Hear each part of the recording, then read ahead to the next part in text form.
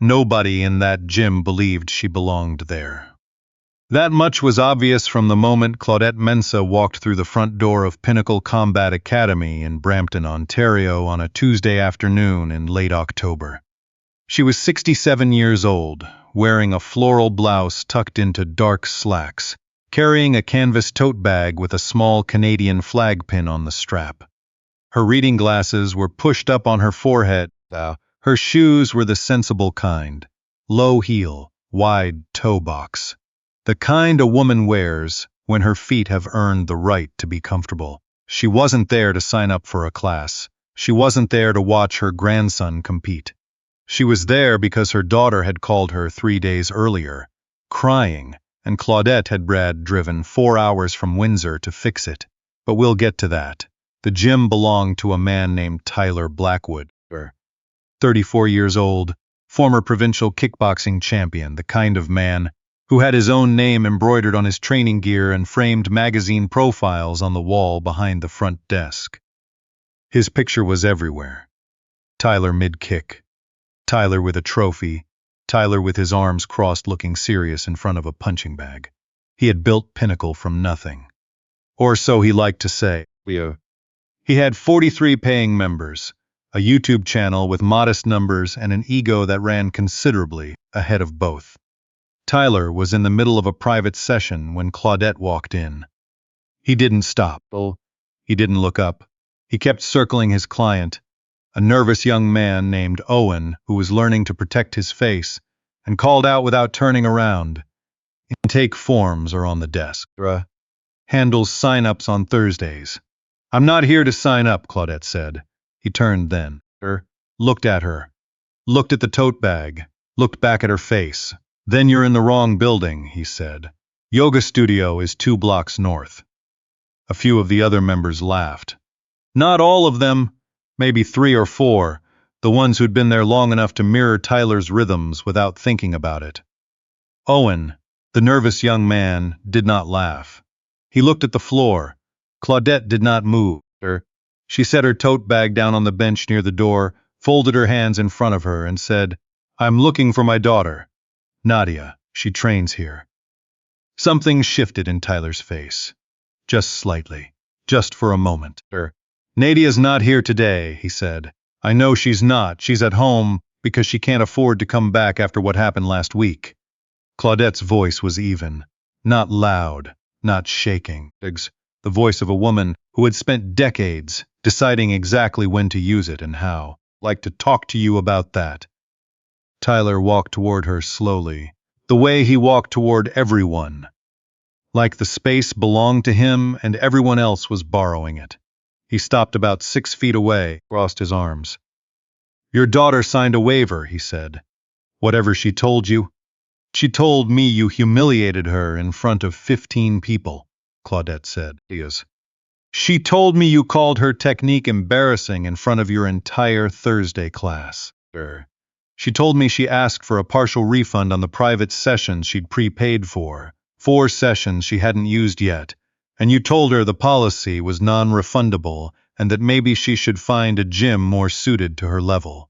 Silence in the room now, the kind that settles like weather. That's accurate, Tyler said. The policy is in the contract.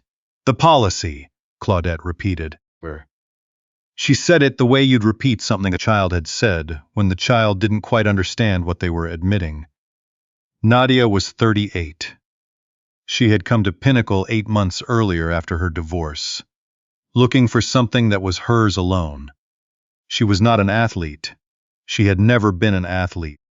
She was a school librarian who had spent 20 years being quiet and careful and small in the way women are taught to be, and she had decided, at 38, starting over, feeling for the first time in years like she had the right to take up space, that she wanted to learn how to fight. Not to hurt anyone, just to know that she could. She had saved the money. She had bought the gloves. She had shown up every Thursday for 8 months. Then Tyler had decided, in front of everyone, that her progress wasn't good enough, that her form was an embarrassment, that she was wasting her time and, by extension, his. Claudette knew all of this because Nadia had called her sobbing at 11 at night, and Claudette had sat on her kitchen floor in Windsor, with the phone pressed to her ear, and listened to every word. That was why she was here now. My daughter paid for 4 sessions she hasn't received, Claudette said. Like you to refund her. Tyler almost smiled. Not quite. I explained the policy to Nadia already, then explain it to me. He looked at her for a moment. Then he said something that the people in that gym would talk about for a long time afterward. With respect, he said. And he said it in a way that stripped every drop of respect out of the words before they finished leaving his mouth. This isn't really a conversation you're equipped to have. You don't train, don't know how this works. And honestly, your daughter didn't either. Some people aren't built for this. The room went very quiet. One of the members, a woman named Priya who had been wrapping her hands in the corner, stopped wrapping. She just stopped and looked. Claudette was quiet for a moment too. Then she looked around the gym slowly, the way she used to look around a lecture hall before she began, taking stock, measuring the space, deciding what it needed from her. I trained for 22 years, she said. Muay Thai, primarily. Some BJJ in my 40s. I held a regional title in Ontario in 1991 and again in 1994. I retired from competition at 46. I coached at the University of Windsor athletic program for 11 years after that. She paused. I'm telling you this not because I think it matters for this conversation, but because you seem to think credentials are the only language worth speaking. There, you are. The silence had a different texture now. Tyler's jaw was tight. He started. I'm not finished, Claudette said. Not unkindly, just clearly. My daughter paid for services she didn't receive. I'm asking you to return that money. 4 sessions at your posted rate of $85 per session. That's $340. The contract, Claudette said, includes a clause in Section 4 that allows for refund requests in cases of what it calls significant instructor conduct. I read it this morning before I drove here. The clause exists. Most clients don't know to look for it. I did. Tyler stared at her. In the corner, Priya had started wrapping her hands again. But slowly, the way people do when they're trying to make themselves invisible while still watching everything. You read the contract, Tyler said. I read the contract, Claudette confirmed. I also photographed the relevant sections before I left home, in case we need them. What happened next depended on who you asked. Tyler would later say she provoked him, that she was aggressive, that she came into his place of business looking for a confrontation. The members who were there that day would tell it differently. What everyone agreed on was this. Tyler laughed, a short, disbelieving laugh, the kind that wasn't really about humor. And then he said, Look, I don't know what kind of gym you think you ran in Windsor, but this is a serious training facility. I'm not going to be lectured by a 60-something woman with a grocery bag about how I run my business. Canvas tote, actually. But close enough.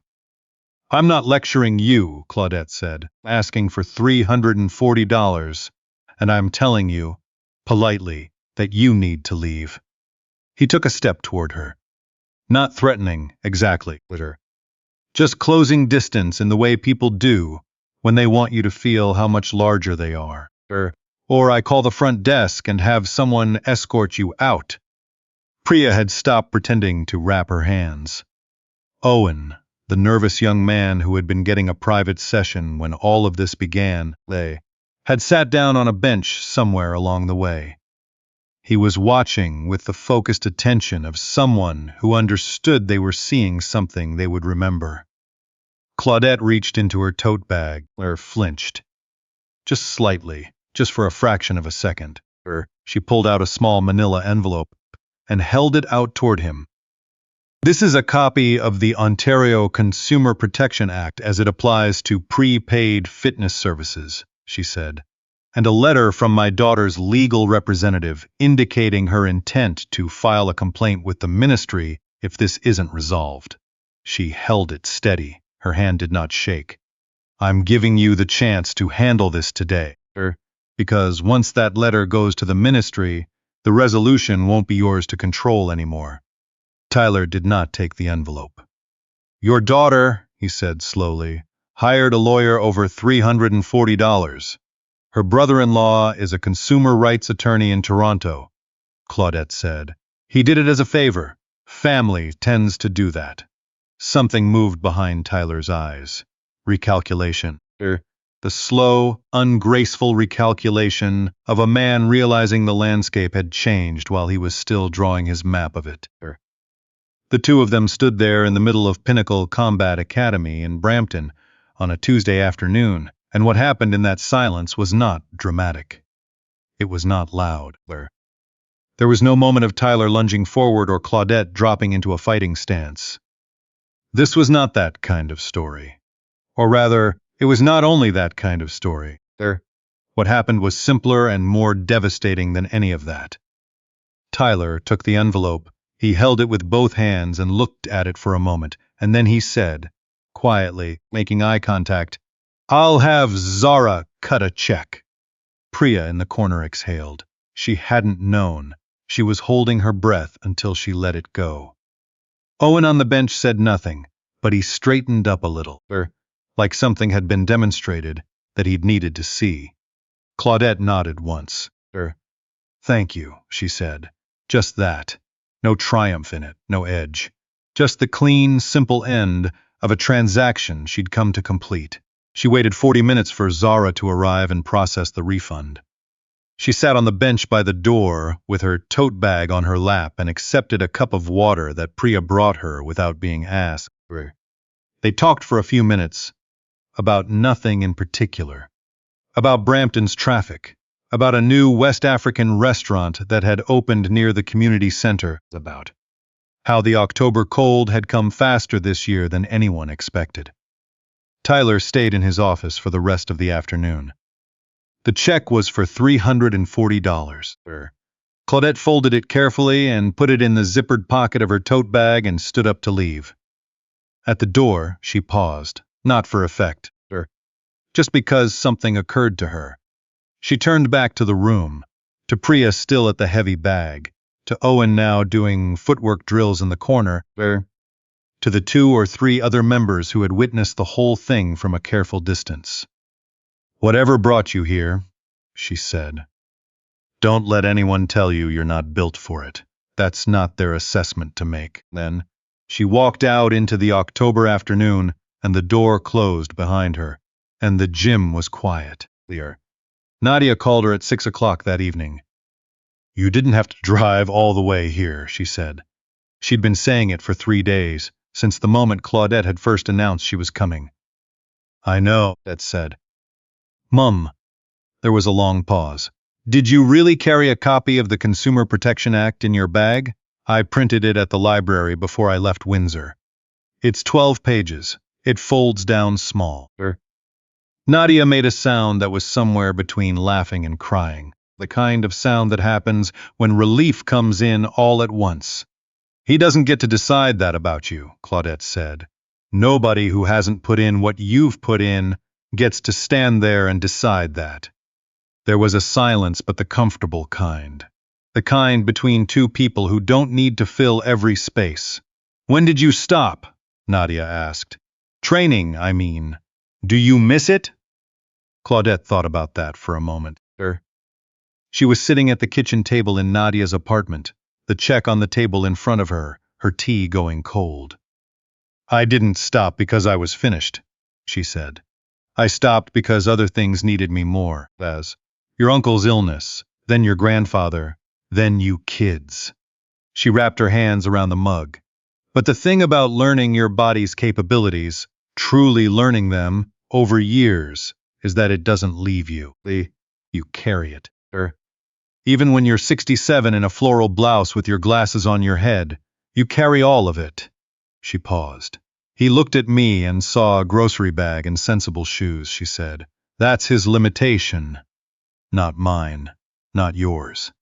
3 weeks later, Owen, the nervous young man with the private session, left Pinnacle and enrolled in a program at a different gym across town. He told the intake coordinator there that he'd watched something in October that had changed what he thought training was actually about. He didn't elaborate. He didn't need to. Priya stayed at Pinnacle for another 2 months, then left as well. She left a review online that was calm and specific, and mentioned the refund dispute without naming names. It was the kind of review that doesn't get taken down because there's nothing in it that isn't true. Nadia went back to training. Different gym, smaller, quieter, run by a woman named Corinne, who had been coaching for 30 years, and who, on Nadia's first day, watched her move for about 45 seconds and said, "Good, you've got the fundamentals. We'll build from here." Nadia cried in the car on the way home that evening. The good kind. The kind you cry when you've been waiting a long time to be seen accurately. Claudette drove back to Windsor that same Tuesday night, arriving home just after 10. She made herself a proper cup of tea, called her friend Marguerite to say she was back, and went to bed. She did not post about it. She did not tell the story to anyone who hadn't asked. She didn't need to. Had gone to do something, and she had done it, and that was enough. I want to say something here, directly to you, if you'll let me. There is a specific kind of courage that doesn't look like courage from the outside. It doesn't come with a soundtrack, doesn't drop into a fighting stance or land a dramatic blow. It comes into a room in sensible shoes and a floral blouse, and it reads the contract before it drives 4 hours, and it stands very still in the middle of someone else's kingdom and refuses to shrink. We are taught, so many of us, that our credibility lives in how we look, that if we don't look the part, we forfeit the right to claim it. That someone like Claudette, walking into a room like that, should have expected to be dismissed. Should have been grateful for the chance to leave quietly. But Claudette Mensah had 22 years and 2 provincial titles and 11 years of coaching and 67 years of living in her body. None of it was visible to Tyler Blackwood when she walked through that door. That was his loss. The thing I keep coming back to is this. She didn't go there to prove anything about herself. She went there because her daughter was crying. She went there because $340 that belonged to Nadia was sitting in someone else's account, and someone needed to go get it back. She did not go to fight. She went to finish something. And she did. Don't underestimate what a person carries just because you can't see the weight of it. Don't confuse someone's gentleness with limitation. Don't look at 67 years of a human life and think you already know what you're dealing with. You almost never do.